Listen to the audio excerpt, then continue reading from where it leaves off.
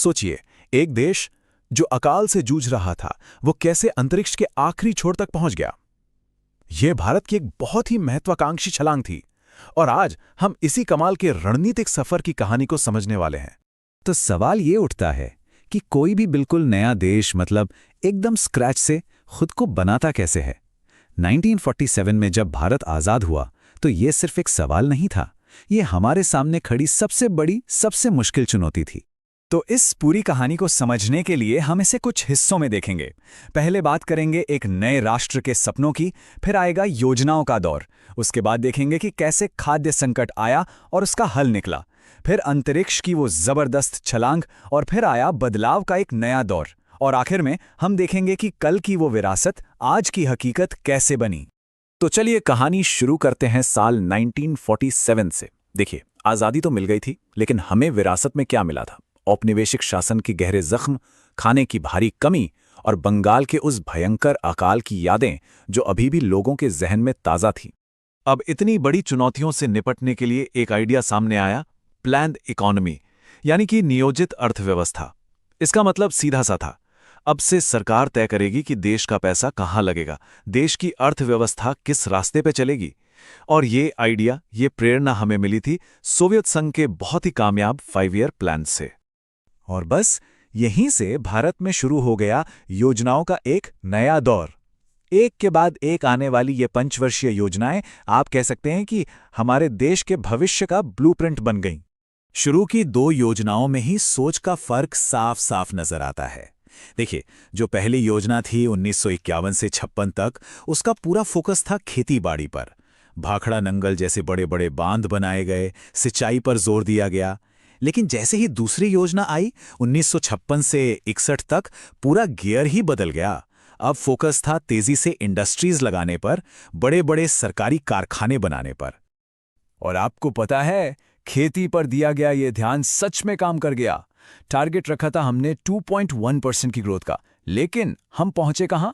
शानदार 3.6% पर।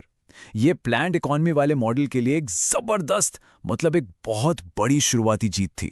लेकिन कहानी में एक बड़ा ट्विस्ट आने वाला था। यह शुरुआती कामयाबी, ये जश्न ज्यादा दिन तक नहीं चला। बहुत जल्द देश पर एक बहुत बड़ा खाद्य संकट मंडराने लगा। एक ऐसा संकट जिसने आगे चलकर सब कुछ बदलने पर मजबूर कर दिया। ये संकट कितना बड़ा था, इसका अंदाजा आपको इन आंकड़ों से लगेगा। तीसरी योजना में हमारा टारगेट था 5.6% की ग्रोथ का। अच्छा खासा टारगेट था, लेकिन असलियत में हम पहुंचे सिर्फ 2.4% तक, मतलब आधे से भी कम। और इसकी बड़ी वजह थी चीन और पाकिस्तान के साथ हुए युद्ध, जिन्होंने हमारी अर्थव्यवस्था की जैसे कमर ही तोड़कर रख दी। सोचिए, हालात इतने ज्यादा बिगड़ गए थे कि सरकार को 1966 से 1969 तक इन 5 ईयर प्लान्स पर ब्रेक लगाना पड़ा। इसे ही प्लान हॉलिडे कहा गया। मतलब अब सब कुछ रुक गया था। देश को तुरंत फौरन एक नए समाधान की जरूरत थी, वरना बहुत मुश्किल हो जाती। और वो समाधान क्या था? वो समाधान था द ग्रीन रेवोल्यूशन, यानी हरित क्रांति। ये सिर्फ एक योजना नहीं थी, ये एक पूरी की पूरी तकनीकी क्रांति थी।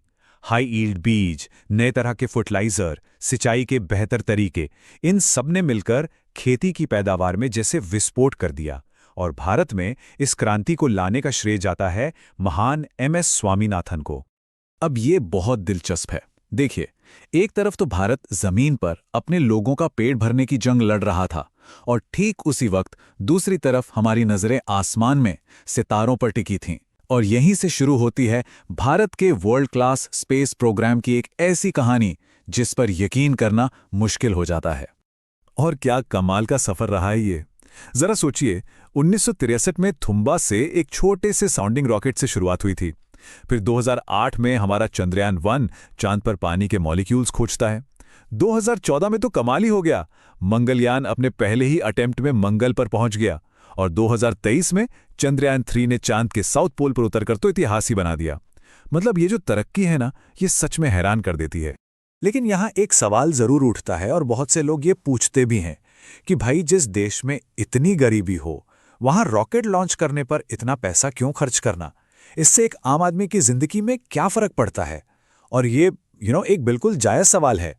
तो देखिए, इसका फायदा सीधा हम सब तक पहुंचता है। इन्हीं सैटेलाइट्स की वजह से चक्रवात जैसी आफतों की चेतावनी पहले ही मिल जाती है।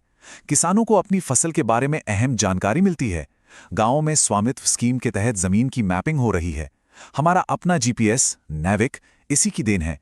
और हां, देश की सुरक्षा के लिए बॉर्डर पर नजर रखने से लेकर कम्युनिकेशन तक सब कुछ इसी से मजबूत होता है। चलिए अब कहानी में थोड़ा और आगे बढ़ते हैं और पहुंचते हैं 1990s के दशक में। भारत के सामने एक बार फिर एक बहुत बड़ा संकट आके खड़ा हो गया। लेकिन इस बार ये संकट खेतों में नहीं बल्कि देश की तिजोरी में था। ये एक आर्थिक संकट था और इसी संकट ने एक और बहुत बड़े बदलाव की नींव रखी। हुआ ये कि 1990 के दशक की शुरुआत तक आते आते भारत की आर्थिक हालत बहुत खराब हो चुकी थी। हम कह सकते हैं कि देश लगभग दिवालिया होने के कगार पर था। हमारे पास बाहर से सामान खरीदने के लिए फॉरेन करेंसी मतलब डॉलर वगैरह लगभग खत्म हो चुके थे। देश एक बहुत ही नाजुक मोड़ पर खड़ा था। और इस भयंकर संकट का जवाब बन के आए 1991 के ऐतिहासिक एलपीजी रिफॉर्म्स। एल, पी और जी। एल मतलब लिबरलाइजेशन यानी उदारीकरण, सरकारी कंट्रोल कम करो, लाइसेंस राज खत्म करो। पी मतलब प्राइवेटाइजेशन यानी निजीकरण, सरकारी कंपनियों को प्राइवेट सेक्टर को बेचो। और जी मतलब ग्लोबलाइजेशन यानी वैश्वीकरण, भारत की अर्थव्यवस्था के दरवाजे पूरी दुनिया के लिए खोल दो। और जानते हैं, इन सुधारों का असर लगभग तुरंत दिखाई दिया। इसके ठीक बाद जो 8वीं पंचवर्षीय योजना आई 1992 से 97 वाली, उसमें टारगेट रखा गया था 5.6% ग्रोथ का और हमने हासिल किया 6.8%। ये एक जबरदस्त कामयाबी थी जिसने साबित कर दिया कि हम सही रास्ते पर हैं। और इसी के साथ अब हम अपनी कहानी के आखिरी हिस्से में आ गए हैं। ये वो दौर है जहां प्लानिंग का एक लंबा युग खत्म हुआ और देश ने एक नई दिशा में सोचना शुरू किया। तो कुल 12 सफल योजनाओं के बाद साल 2017 में ये लंबा सफर आखिरकार खत्म हो गया। 5 ईयर प्लान्स का वो दौर अब इतिहास बन चुका था। और ये सिर्फ एक संस्था का अंत नहीं था, ये भारत की आर्थिक रणनीति की सोच में एक बहुत बड़े शिफ्ट का, एक बहुत बड़े बदलाव का संकेत था। ये बदलाव क्या है?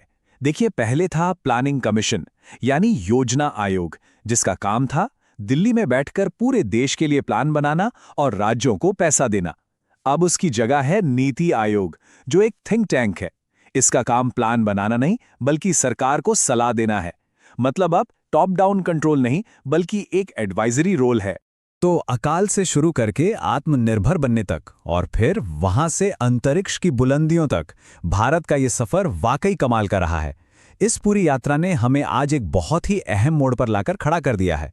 तो अब सबसे बड़ा सवाल यही है कि इस मजबूत नींव के ऊपर भारत अपने विकास की कहानी का अगला चैप्टर कैसे लिखेगा।